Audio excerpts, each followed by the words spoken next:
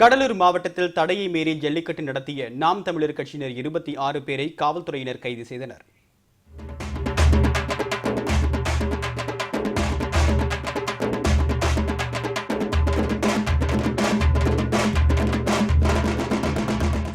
ஜல்லிக்கட்டுக்கு அனுமதி தர மறுத்ததால் தடையை மீறி ஜல்லிக்கட்டு நடத்துவோம் என்று நாம் தமிழர் கட்சி ஒருங்கிணைப்பாளர் சீமான் அறிவித்திருந்தார். கடந்த வாரம் புதுக்கோட்டையில் தடையை மீறி ஜல்லிக்கட்டு போட்டி நடத்திய நாம் தமிழர் கட்சியினர் இன்று கடலூர் மாவட்டத்தில் ஜல்லிக்கட்டை நடத்தினர்.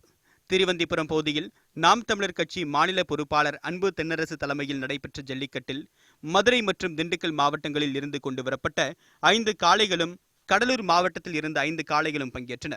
காளைகளை அடக்குவதற்காக மதுரை, திண்டுக்கல் மாவட்டங்களில் இருந்து 50க்கும் மேற்பட்ட இளைஞர்கள் வரவழைக்கப்பட்டிருந்தனர். வாடிவாசலில் இருந்து 100 மீட்டர் தொலைவிற்கு தேங்காய் நார் போடப்பட்டு மாடு பிடிக்கும் பகுதி பாதுகாப்பாக வைக்கப்பட்டு இருந்தது.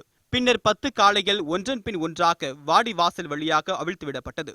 உற்சாகத்துடன் களமிறங்கிய மாடுபிடி வீரர்கள் மாடுகளை அடக்குவதில் ஆர்வம் காட்டினர். சில காளைகள் மாடுபிடி வீரர்களை திணறடித்தது. துள்ளி விளையாடிய சில காளைகளை இளைஞர்கள் மடக்கி பிடித்தனர்.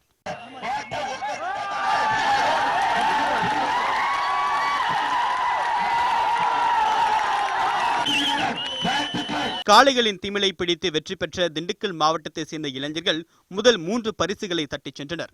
பரிசு வென்ற அவர்களுக்கு கேடயங்களும் வழங்கப்பட்டது. தடையை மீறி நடைபெற்ற இந்த ஜல்லிக்கட்டு போட்டியை காண மாணவர்களும் பொதுமக்களும் திரண்டு தங்கள் மகிழ்ச்சியை வெளிப்படுத்தினர்.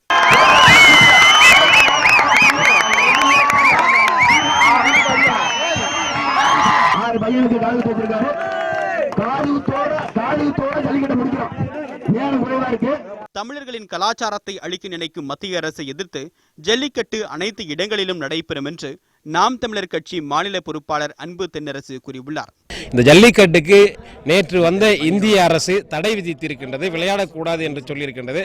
அது எங்கள் பண்பாட்டை, தமிழர்களுடைய முகத்தை அழிக்கின்ற ஒரு செயல். ஜல்லிக்கட்டு குறித்து காவல்துறையினருக்கு கிடைத்த தகவலை அடுத்து திண்டுக்கல் மாவட்டத்தை சேர்ந்த 26 இளைஞர்களை காவல்துறையினர் கைது செய்துள்ளனர்.